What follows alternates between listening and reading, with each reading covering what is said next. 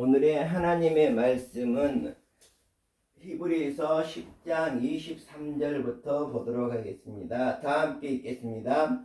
또 약속하신 이는 믿으시니 우리가 믿는 도리의 소망을 움직이지 말며 굳게 잡고 서로 돌아보아 사랑과 선행을 격려하며 모이기를 피하는 어떤 사람들의 습관과 같이 하지 말고 오직 구원하여 그날이 가까움을 볼수록 더욱 그리하자. 아멘.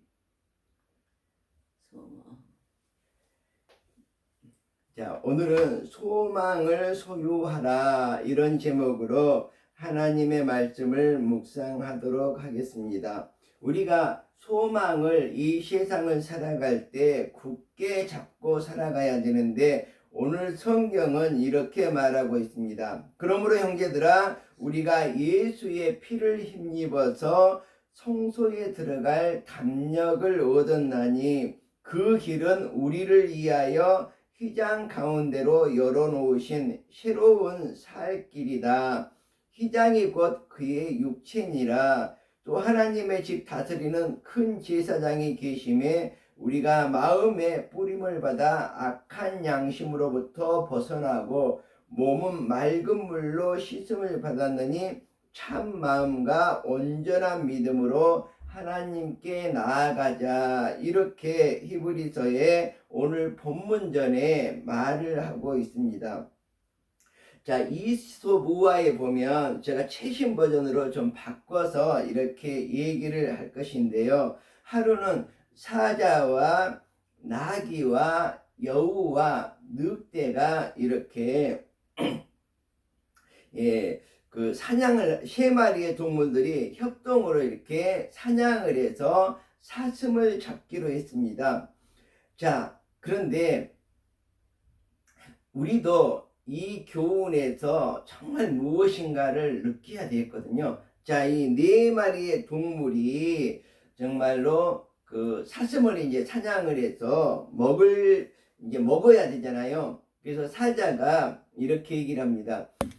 이 사슴 한 마리를 어떻게 나눠 먹어야 될 건지 한번 나귀가 먼저 한번 나눠봐라 그랬더니 나귀가 어떻게 나눴냐, 똑같이 4등분을 한 거예요. 그랬더니 사자가 덥석 그 자기 몫을 먹은 게 아니라 나귀를 잡아먹어 버렸다는 그런 이야기입니다. 자, 그런데 여우에게 분배를 한번 해보라고 그랬더니 사자에게 절반, 여우에게 4분의 1, 늑대에게 4분의 1 이렇게 분배를 했다고 합니다. 그래서 사자가 고개를 끄덕끄덕 하면서 자기 몫을 먹었다는 것입니다. 자, 그런데 늑대가 이제 배분을 합니다. 근데 늑대는 어떻게 배분했냐 그러면 사자 몫으로 모두 먹으라고 하고 자기는 아무것도 배정을 하지 않았습니다. 자, 그런데 어떻게 되느냐, 이 늑대는 거기에다가 독을 타서 사자를 죽여버리고 말았다는 이런 최신 버전의 이소무화가 있습니다.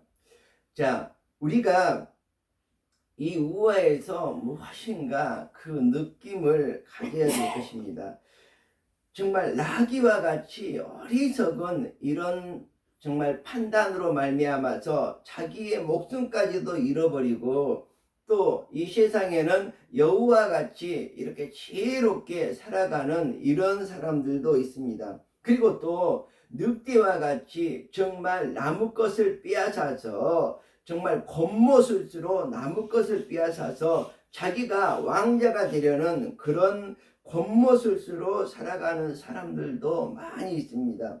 우리가 이 세상을 어리석게 나귀와 같이 어리석은 삶이 아니라 내 목숨을 버려버리는 그런 삶이 아니라 여우와 같이 지혜로운 삶을 살아갈 수 없을까?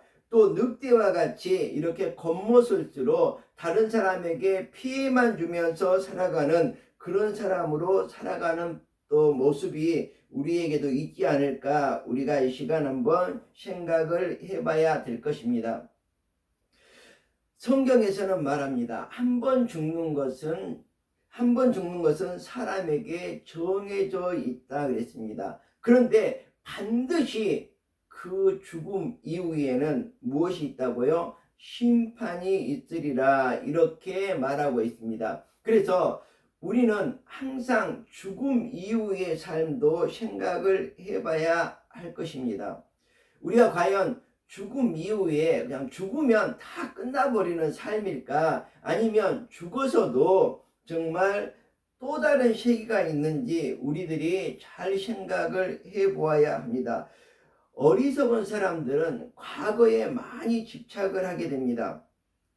그래서 성경에 보면 쟁기를 손에 들고 뒤돌아보는 자가 있는데 바로 이것이 어리석은 사람입니다. 과거만 맨날 생각하면서 옛날 자랑하기, 옛날 자기 일만 막 늘어놓고 현재는 별로 신경 쓰지 않습니다. 그리고 미래를 준비하지 않습니다. 과거에 섭섭했던 일, 과거에 실패했던 일, 이런 것에서 헤어나오지를 못하는 사람이 바로 어떻게 보면 어리석은 나귀와 같은 그런 삶을 살고 있는 사람이라고 볼 수가 있겠습니다. 우리들은 새로운 정말 미래를 지향적으로 이렇게 추구하면서 미래에 승화되는 삶을 이렇게 살아가야 될 것입니다.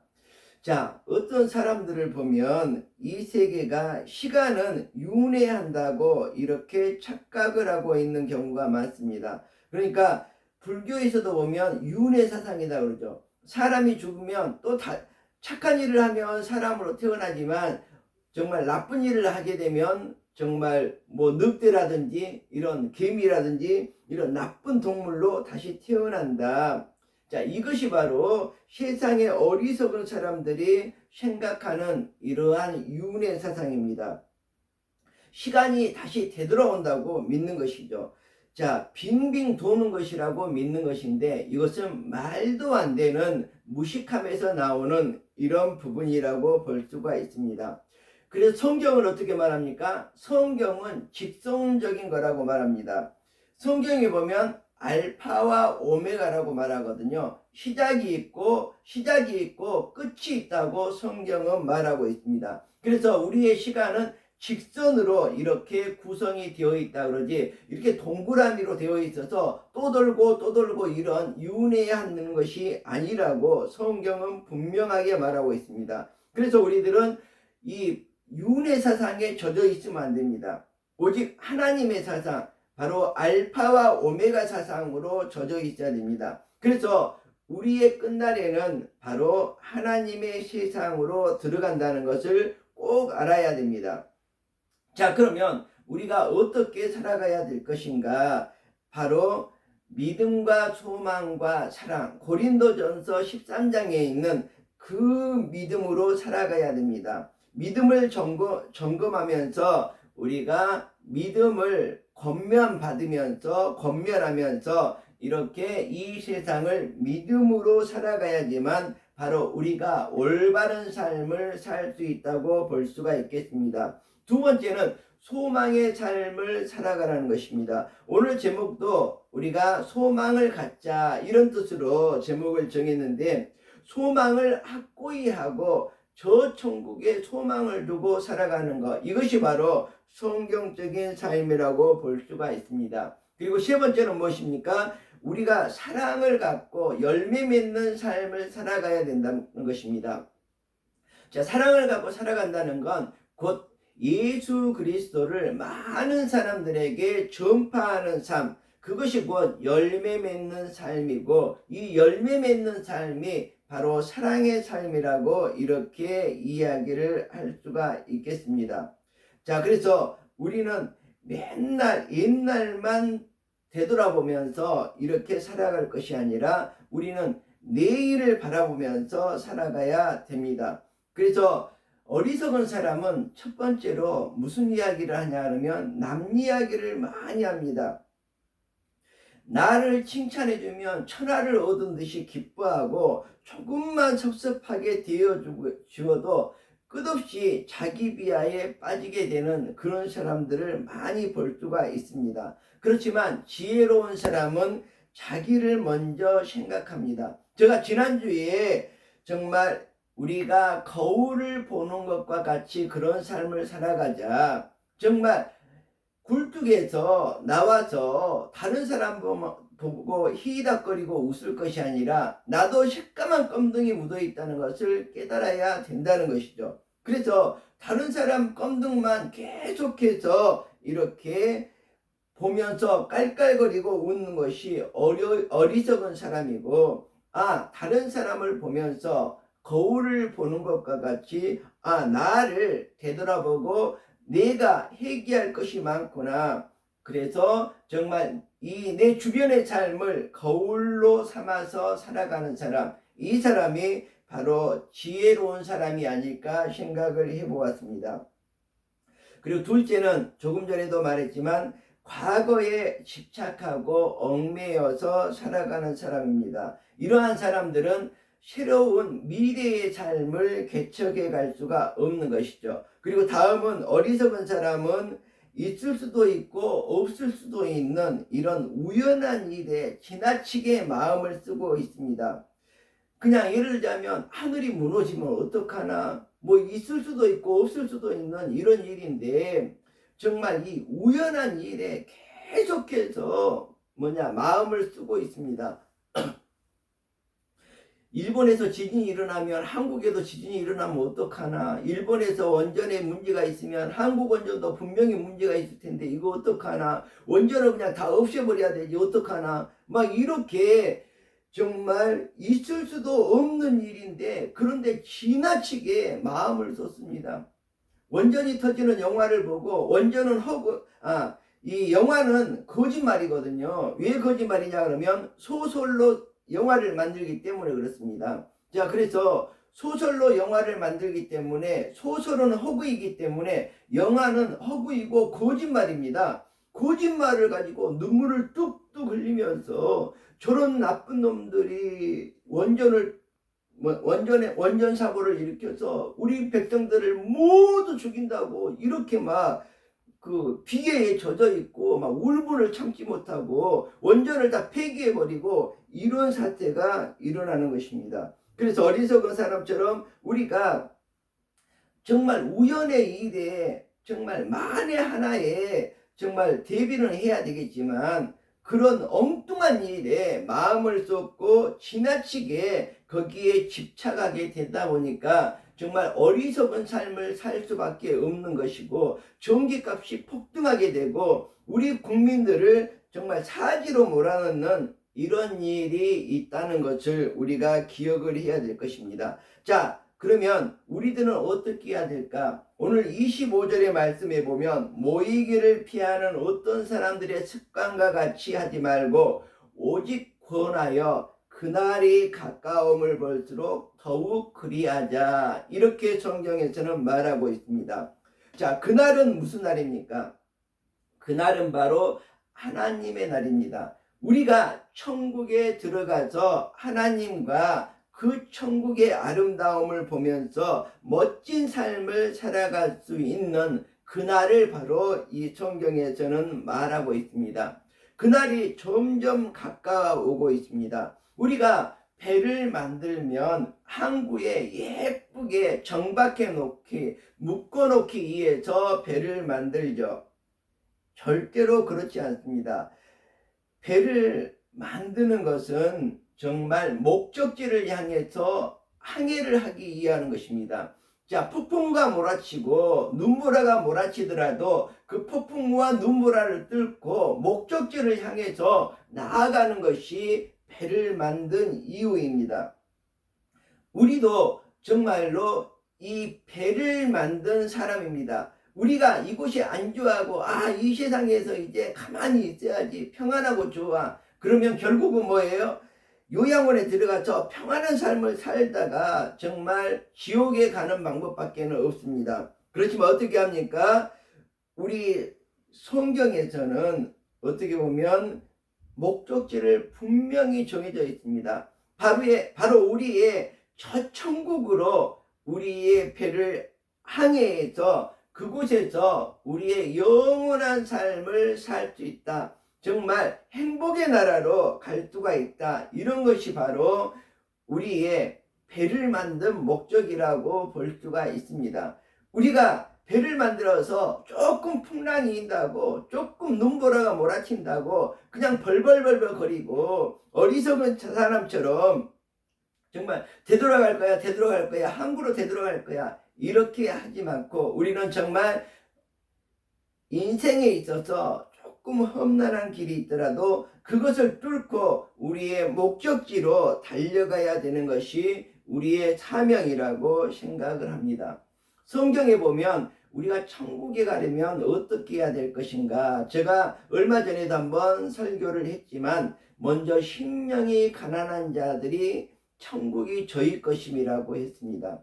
우리의 심령이 가난해져야 됩니다. 세상의 재리와 욕심으로 가득 차 있다면 하나님의 소중한 것이 내 마음을 지배할 수가 없습니다. 예수 그리스도를 내 마음에 모셔드릴 수가 없습니다. 내 속에 지저분한 것들이 가득 차 있어서 문이 꽉 닫혀 있으니까 어떻게 됩니까? 예수님께 문을 열어드릴 수가 없습니다. 나의 욕심과 나의 죄리 때문에 그러는 것이죠. 그래서 우리 마음을 깨끗이 비우고 예수님을 내 마음속에 모셔드릴 수 있는 그런 마음의 준비가 되어 있는 것, 이것이 바로 심령이 가난한 자라고 말씀을 드렸습니다. 그리고 예수님께서는 계속해서 문 밖에서 내 마음문을 똑똑똑 두드리고 계십니다. 바로 예수님께서 내 마음의 문을 열어달라는 것이죠. 자, 그런데 예수님이 똑똑똑 문을 두드리고 있는, 성문을 두드리고 있는 그 성문에는 손잡이가 없습니다. 이 말은 뭐냐 그러면 예수님이라고 하더라도 문을 똑똑똑 두드려서 주인인 내가 문을 열어야지만 예수님께서 내 마음에 들어오실 수 있다는 것입니다. 여러분들은 이 시간 심령이 가난한 자가 되어서 내 마음을 깨끗하게 정돈해 놓고 주님을 맞이할 준비를 해 주셔야 될 것입니다. 그래서 내 마음이 깨끗하면 하나님께서 내 마음속에 들어오셔서 나와 함께 또 하나님의 말씀을 잘 받아서 내 마음에 차곡차곡 쌓을 수 있는 이러한 준비가 된다는 것입니다. 자, 이 시대는 어떻게 보면 잠시 악과 선이 함께 공존하는 세상입니다. 자, 우리가 마태복음 5장 12절에 보면 의를 위하여 핍박을 잡는 자가 복이 있다. 이 사람이 바로 천국이 저희의 것이다. 이렇게 말하고 있거든요. 자, 첫 번째는 심령이 가난해야지만 천국에 합당한 사람이 되지만, 두 번째는 의를 위하여 핍박을 받을 때 그 사람은 천국에 들어갈 수 있는 티켓을 거머쥘 수 있다. 이렇게 말할 수가 있겠습니다.